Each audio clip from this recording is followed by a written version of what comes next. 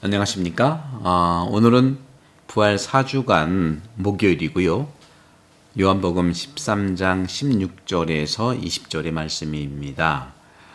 오늘 이 복음 말씀 영혼 돌봄을 위한 특별 성찰 이냐시오식 묵상으로 함께 또 살펴보겠습니다.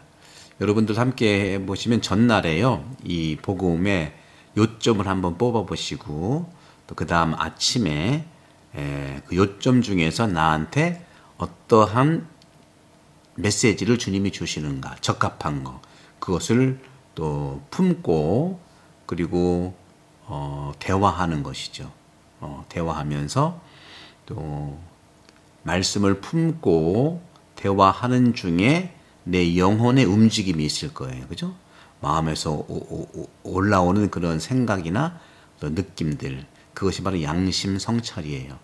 그런 부분들을 또 청원하면서 또 마무리하는 것이 이냐시오 특별 성찰의 이제 방법들인데 그런 내용을 보시면 어저께 저도 이 요점들을 좀 봤는데 요점 중에 제가 성경 말씀을 뽑은 게 16절 윗부분이죠.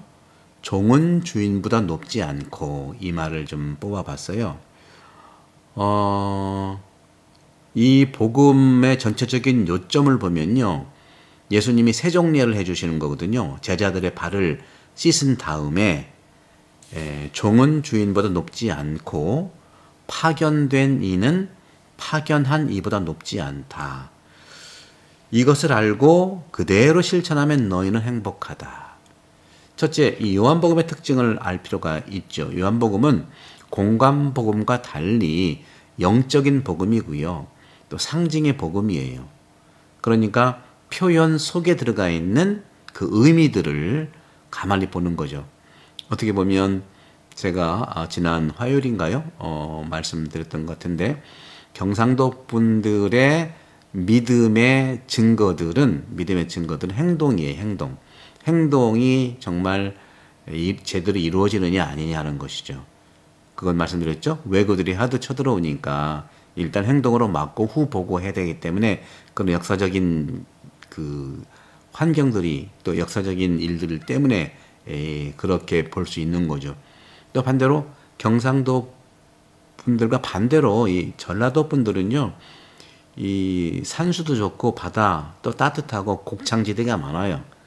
그러니까 외구들도 오지 않았기 때문에 그렇게 먼저 행동으로 먼저 할 어떤 그 필요가 없는 거죠. 그래서 말을 많이 합니다.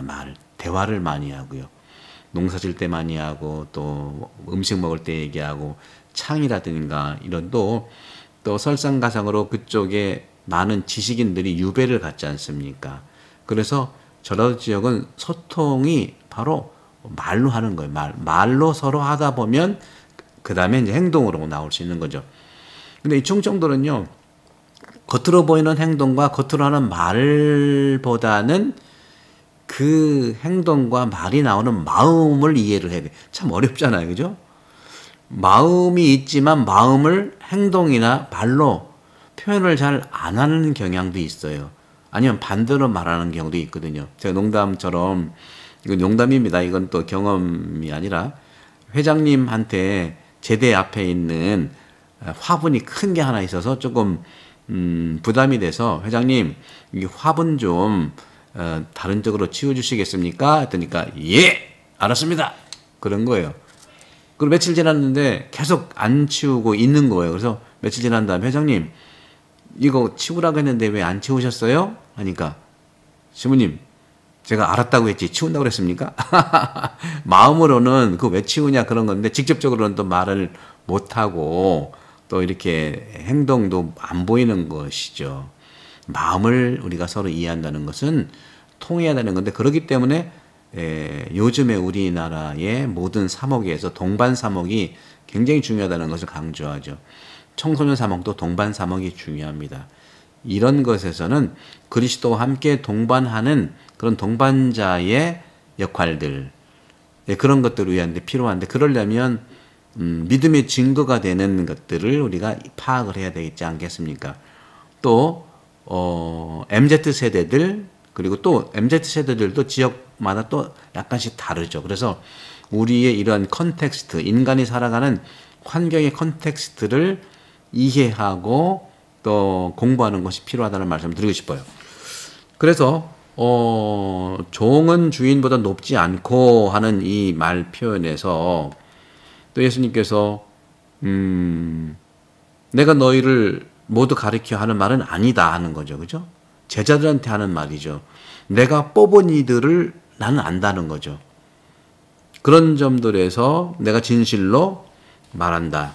내가 보내는 일을 맞아들이는 사람은 나를 맞아들이는 것이고, 나를 맞아들이는 사람은 나를 보내신 분을 맞아들이는 것이다. 이게 굉장히 성사성이죠. 성사성. 안 보이는 은총을 보이도록 하는 표지가 성사잖아요. 그죠? 하느님의 은총은 안 보이잖아요. 그러나 안 보이는 하느님의 은총을 보이는 표지로 하는 것이 성사, 칠성사가 다 그렇지 않습니까? 바로 이미지이죠. 이미지. 그래서 이 종이라고 하는 것도 여러분 이미지 상징으로 알아들어야 돼요. 그래서 시편 23장 1절에 보면 주님은 나의 목자라고 그랬지 않습니까? 종이라는 표현은요. 종은 주인보다 높지 않다는 것은 목자라는 표현이라는 것이죠. 그리고 종이라고 하는 영적인 차원에서의 의미는 하느님께 내 자신을 내어 맡기는 총체적인 의지를 표현하는 것이에요. 그러니까 총체적인 의지를, 주님께 나를 내어 맡기는 총체적인 의지를 표현하는 말이 바로 종이라는 것이죠.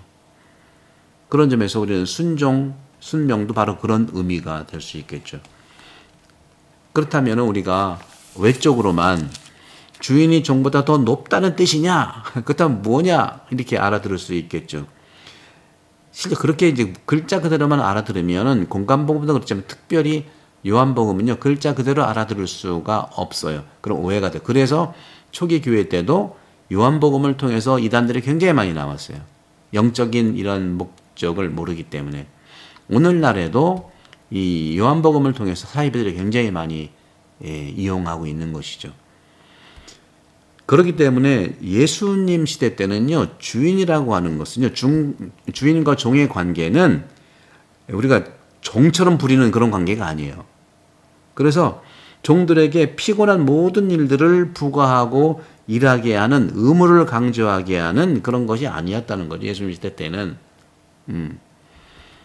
그래서 이제 우리가 그리스도교 안에서 하느님께 봉사하는 삶이라고 하는 이러한 영적인 가치의 봉사가, 그러니까 우리가 외적으로만 우리가 보게 되면 오해가 참 많습니다. 내적인 측면에 이 종의 의미를 알아들어야 되는 것이죠. 그래서 하느님께 봉사하는 것이 바로 종이라는 것이죠. 바로 신적 봉사라는 이름, 하느님께 봉사하는 신적 봉사는 이런 용어가 나온 것이 바로 바로코 시대, 바로코. 그래서 로열라의 성 이냐시오는 군인이었는데 다친 다음에 주님께 봉사하는 신적 봉사에 온전히 응답해서 로열라 이냐시오가 종종 사용한 것이 하느님께 봉사한다. 신적 봉사를 많이 얘기했죠. 그래서 로열라 이냐시오는 예수회를 창설하면서 그 당시에도 기사라는 호칭을 많이 받았잖아요. 정의롭고 모든 일에 평화를 이루는 나는 하느님의 기사다. 그렇게 해서 예수회가 하느님의 기사단이 된 거라고 이제 볼 수가 있겠습니다. 사랑하는 형제 자매 여러분, 이 복음 말씀 이냐시오 특별 성찰을 통해서 내 영혼을 들여다보고 이 말씀으로 나를 들여다본 영혼의 반응들, 영혼의 생각들, 그런 움직임들, 느낌들을 표현하고 나누는 것, 그리고 나에 대한 하느님의 계획, 또 내 스스로가 할 수 없다면 사제나 수도자나 이런 영적인 동반을 할 수 있는 분들에게 가서 하느님의 계획, 내 계획을 잘 도와줄 수 있는 영적 동반이 필요하고요. 그것은 고해성사에서 충분히 할 수가 있다고 생각을 하면서 저희 본당도 5월 달에 둘째 금요일, 넷째 금요일에 오후 4시부터 5시 고해성사 영적 동반의 길을 열겠습니다. 사무실에 미리 신청을 하시고 그 시간에 오시면 되겠습니다. 성부와 성자와 성령께서 이루어 모두 강복합니다. 감사합니다.